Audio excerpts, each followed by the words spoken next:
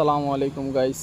আজকে তাপবিদ্যুৎ কেন্দ্রের ভিতরের সব কিছু দেখানোর চেষ্টা করব, ভিতরে কি ঘটে না ঘটে। তো সকলে আমার ভিডিওটা দেখতে থাকুন এবং লাইক কমেন্ট শেয়ার করতে কিন্তু ভুলবেন না।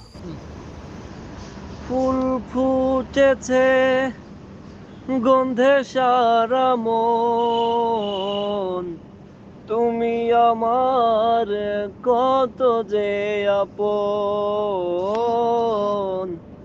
দেখা না দিলে বন্ধু কথা কইও না, 12 মাসে 12 ফুল রে ফুইটা থাকে ডালে রে।